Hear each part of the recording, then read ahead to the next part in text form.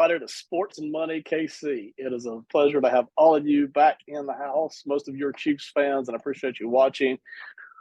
The summer is slogging its way through, right? And Chiefs football is just 5-6 weeks out here. So I've been covering the position groups over the past few weeks, and tonight we're doing the defensive backs, and we're got to pull it up here on the screen. So we're going to cover not only the starters, where they might play, where you might see the snap counts come from, but also we'll hit the depth chart a little bit to just see what's lurking back there after the starters. So appreciate you watching. Let's get right into it immediately tonight. I'm going to try to make this thing compact tonight, not let it get all out of hand with me chattering too much. But so basically, here's the outline of the Chiefs defense. We're going to assume two linebackers for tonight's discussion. That is the way of the NFL, right?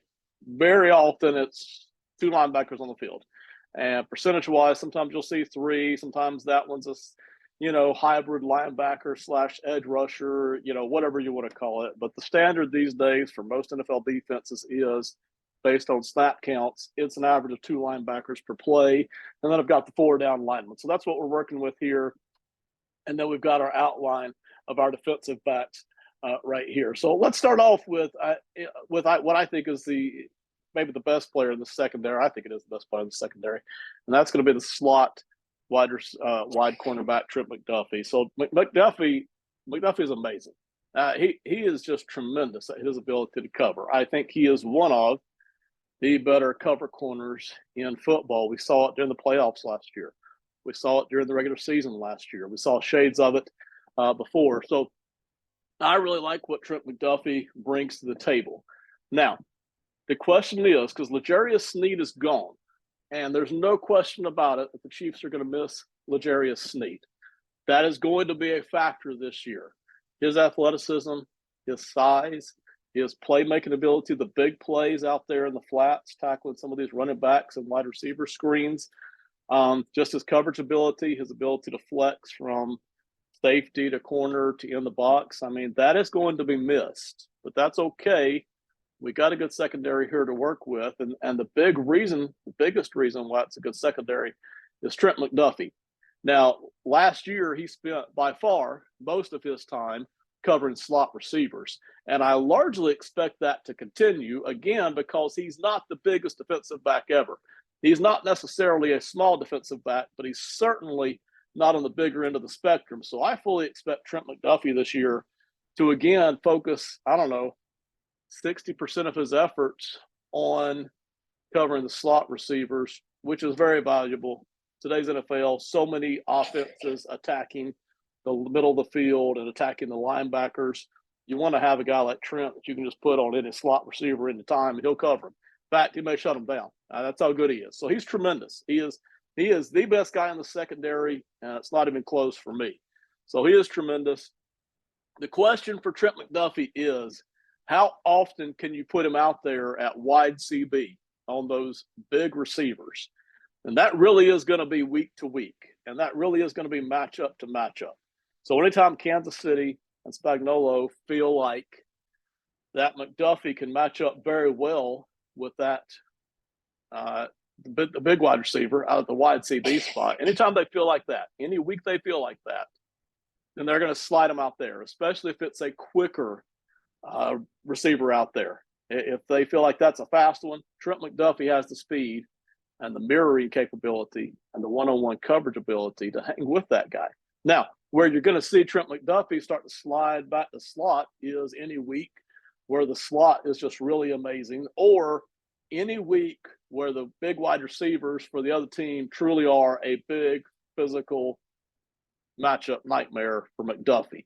So anytime you've got McDuffie going up against some of the taller 6'4" receivers, some of the big physical guys in the league, you'll probably see McDuffie slide back in there to slot corner. All right. So that's what you're going to see right here with McDuffie. He'll be anywhere from slot to wide. That's going to be his spot. Okay. And they're going to probably 60% in the slot, but they're going to move him out there to big wide receiver anytime they feel like they can get by with it matchup wise. And again, that's going to be a lot of weeks. There's going to be a lot of weeks where McDuffie is going to do very well covering the outside wide receivers because he has the speed to match up. He's got the coverage ability. And so that's going to be the key. How much can McDuffie kick out there? And if you've got a guy as good as McDuffie, this really does set the table. Because again, Chris Jones sets the table for the whole defense because he gets pressure on the quarterback or demands double teams on almost every play. But if you've got a guy like McDuffie sitting out here in the secondary who can dominate the slot receivers, but also go out there on the fast, bigger wide receivers, and then you just pull him off whenever he's going up against the extra large physical wide receivers, that really sets the table for the secondary. So McDuffie being here is the one thing that makes me feel good about L'Jarius Sneed not being here anymore. And that really is the key here. McDuffie is just tremendous, and I do not expect that to change. I don't expect to see a slump out there. The only reason you might see a grade slump this year is if the Chiefs try to put him on the truly big physical wide receivers, which I do not expect them to do because they've got two guys here, Joshua Williams and Jaylen Watson.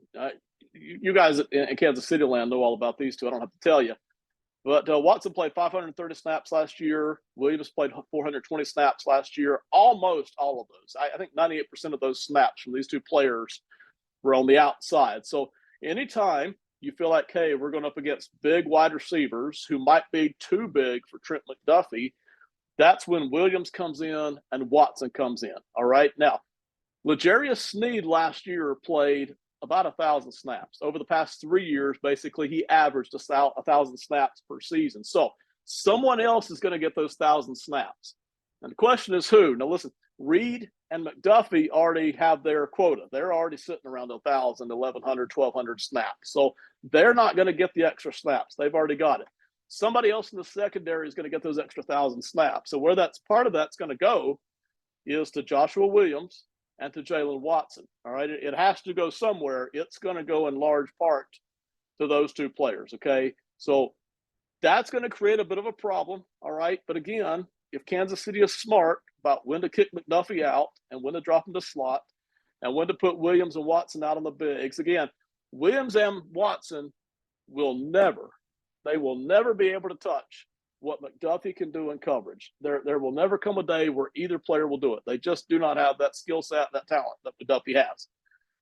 But they're probably both going to be sitting around 600, maybe 700 snaps each this year.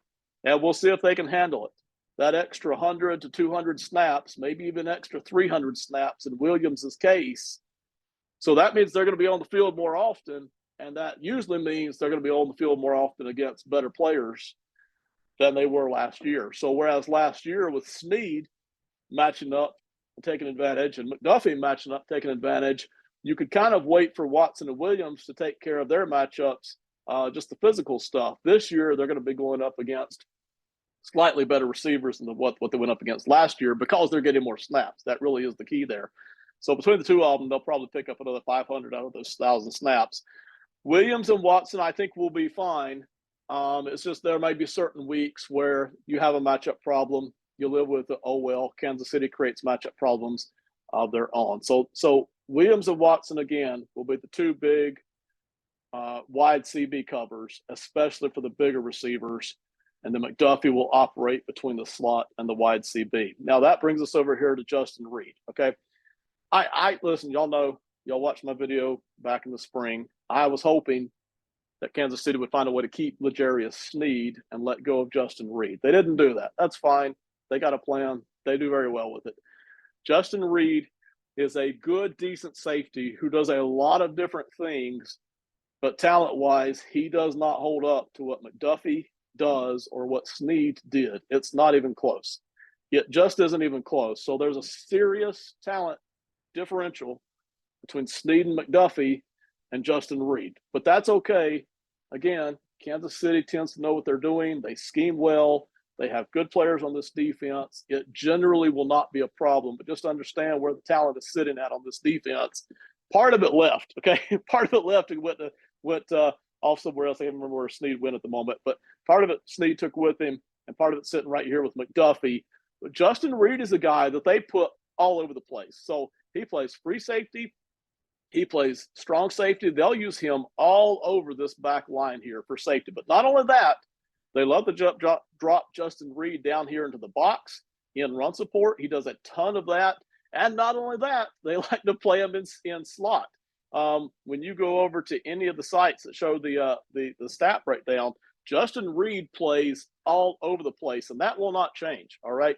The only reason that will change, and we'll talk about that later, is if somebody else steps up in one of the coverage spots. But Kansas City, and again, this is modern NFL football. There used to be a time when your free safety played one spot, your strong safety played another spot. You would bring the safety down into the box for run support when you needed to, but generally they stayed back. And your slot corner stayed there, and your wideout stayed out there. But that has all changed. That is not the case anymore. That is not typical NFL football. So what you're going to see a lot of is Justin Reid continuing to move from free safety to strong safety to the box to slot corner, just moving all the way around. All right. So that's just the way he's going to work. He does a good, solid job of that. And Kansas City is counting on another pretty good performance out of him this year. Just good, solid work. Okay. So that's what Justin Reid does. That's modern NFL football. That's what Reid will do for Kansas City again this year. Now, sliding over here to free safety slot, you got two guys here. Brian Cook got the most of the snaps last year, 590. And then you have Chamari Connor, the rookie out of Virginia Tech from a year ago, who got 470. Connor looked way better than I thought he would. And from what I've seen over the past season or two out of Brian Cook and Chamari Connor, I would be hoping that Chamari Connor steps up his play even another level and is able to handle, because again, somebody's going to get that 1,000 snaps that L'Jarius Sneed has now taken with him. Williams and Watson will get 500 probably between them, 500 extra between them. McDuffie and Reed already had their quota. So that leaves another 500 snaps, probably 200 to 300 of which are going to go to one of these two guys, Cook or Connor. So again, you need somebody here to be able to handle those extra snaps, because it's not going to be Sneed. So you need either Brian Cook to go from 600 snaps to 800, or you need Chamari Connor to go from 500 snaps to 800. You're hoping one of these two guys, and I think Connor is the guy. You're hoping one of these two guys can take those extra snaps on between Cook and Connor. It's not going to be linebackers. All right. We already looked at linebackers. So you're not going to have a third linebacker on the field eating up those extra snaps. They've got three linebackers, but they're not all good enough in pass coverage for there to be three linebackers on the field. And besides that, Kansas City doesn't have the depth. So if they ever lost a linebacker, boy, you're screwed at linebacker in terms of depth. So it's not going to be linebackers that's going to be getting these extra snaps. It's going to be another guy in the defensive back area, the defensive backfield. And it's got to be, just through mathematical elimination, it's got to be Cook or Connor. So you're hoping, and listen, both these guys did fine last year. When I watched Connor play, I really was impressed. And he really was the guy that I'm hoping could really start to step up. So in an ideal world, what you're hoping is that Trent McDuffie, even though he's a little on the smaller side, you're hoping that he can move to the outside more often. And then in theory, that Chamari Connor could take over the slot more often, pick up the extra snaps there. And then Brian Cook maybe could just move from, say, 600 snaps to 700 snaps. I don't like the idea of Brian Connor eating up 1,000 snaps. If that's happening, I think you have problems in the Kansas City backfield. Cook is fine. 590 even makes me feel a little nervous, but that's what they kind of had to do with him last year, and that they were fine with it because, again, you had Sneed and McDuffie just killing it out there. But again, you're looking for somebody out of these two players, Brian Cook, Chamari Connor. You're looking for one of them to step into the slot and eat up more of that snap time. And you're looking for McDuffie to be able, even though he's not going to get a snap count increase, you're looking for him to be able to take over one of those wide CB spots. But we'll see. Between Cook and Connor, that's what you need. So these six guys, and by the way, Cook and Connor, again, they're both going to move between safety and slot. That's going to be their deal. They're not standard free safety. They're not standard slot unless Connor becomes the standard slot. So no matter what you do, unless somebody can step up even better than they were last year, you'll have some kind of a matchup problem somewhere on some weeks. But again, all NFL teams have that, okay? All NFL teams have that. That's not a worry or a concern. That's just, hey, here's the facts of life. We have to deal with it. So these six guys, 1, 2, 3, 4, 5, 6, 5 of them on the field at the time, most of the time. This is a really good secondary, especially based on Chris Jones getting pressure on the quarterback, and especially based on Steve Spagnuolo really being a magician at knowing when to blitz and at knowing when to bring the pressure and at being able to scheme up game day plans. It really is a great mix. We saw it last year. It will only, and I stress this, it will only be as good as last year's defense if McDuffie can handle more snaps on the big wide receivers, and if Connor or Cook, hopefully Connor, can handle more snaps on the slot. Now, even if it's not quite as good as last year's defense was amazing by the end of the season. Even if it's not as good, it's still going to be a good, solid working defense. Again, so the question is, with Snead gone, and again, his talent level was significantly better than Reed or Williams or Watson or Cook. The question is, somebody's going to get Snead's extra 1,000 snaps. Talent-wise, does somebody have the ability to make up that talent difference? And we'll find out. So these are still 6 good working secondary guys. I feel like one of them is an all-pro level guy. That's McDuffie. Reed is just a good starting, solid starter level guy. You're hoping Connor can become that good starting level guy. Cook, Williams, and Watson really are probably only ever going to be fringe starters at best. I do not see them stepping up to that 1,000 snap level and us enjoying that. I don't think that's going to be the case. But still, good secondary here. A lot of teams would like to have this kind of a secondary, especially when you consider Spagnuolo's the one working it. Now, let's move over a little bit here and work the sideline here. One other big hope that you've got this year, I say a big hope, it is one hope, is Jaden Hicks, the rookie. I think he came out of Washington State. Several teams liked him. Obviously not enough to draft him high up, but there were a lot of people who looked at this draft and liked Jaden Hicks' ability. I don't think Hicks will ever work out as an all-pro or Pro Bowl level corner. I'm not sure I see that. But what I do see potentially for Hicks, especially with this Kansas City defense, is that Hicks could be a good, solid starting cornerback in the NFL coming off that safety spot, or maybe even pushing for Pro Bowl fringe. All right. There's hope for that. Will you see it first season? I don't know, but I figure Hicks gets a good 200 to 300 snaps this year where they mix it in and they give him every chance to compete. Talent-wise, from what I've seen, there's a huge difference between Jaden Hicks and the rest of this group you have sitting here, okay? There is a massive difference talent-wise, and that's so important. Scheme is important, time is important, health is important, talent is important, okay? Snead's gone, took some talent with him. Connor can step up, hopefully. Duffy can step up, hopefully, and hopefully Hicks can step up, all right? Again, Hicks probably isn't going to get 800 snaps. I wouldn't look for that. But maybe 200 to 300 snaps. Maybe he can work his way onto the field. Maybe he can be an asset. They can start to develop him like they've done some of these other guys.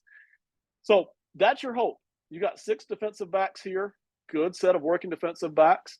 And then you have Jaden Hicks, the rookie, that you hope can start to work his way in. That's a good set. That's decent depth. That's a good set of starters. Then you got one guy there, McDuffie, who absolutely can be a lockdown guy from week to week in most circumstances. So that's a good working secondary right there. Once you get past that, all right, once you're past Jaden Hicks, the rookie, and these top 6 starters, there's a huge drop-off. Everybody else is scratching to make the roster, okay? And that includes Deion Bush, who plays everywhere and does everything. He'll probably make it on special teams alone. Kamal Hadden, I think the 6th-round pick out of Tennessee, he'll be scratching to make the roster. Everybody else, Gillespie Jones, Boye Doe, Roland Wallace, Keith Taylor, Nazeed Johnson, Joseph Miller Battles, everybody else is just scratching for a roster spot. And some of them will catch special team spots. One of them probably will catch a defensive back spot, maybe 2 of them.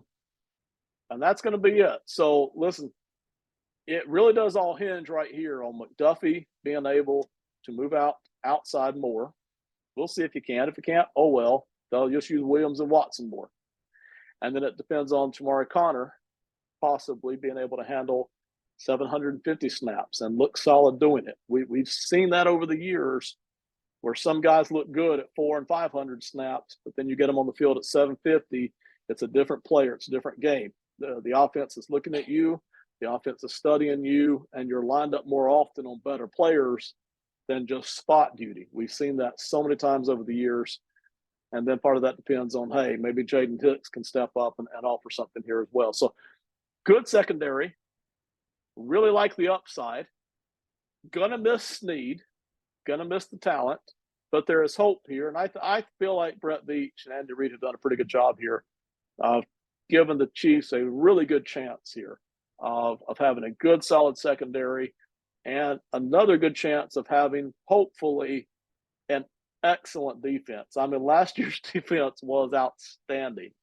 Will they be that good again? Maybe, maybe not. We'll see. Spagnuolo had those guys cooking last year. They were just on fire. So I really like that. After Hicks, though, again, huge drop off. If you get anything, and I mean anything on defense out of this group right here, you're going to be excited. All right. So, but that's the group. That's it. That's the defensive backs for the night. We're getting ready here for the start of the season. Got several things coming up for Chiefs fans. We'll keep working that here.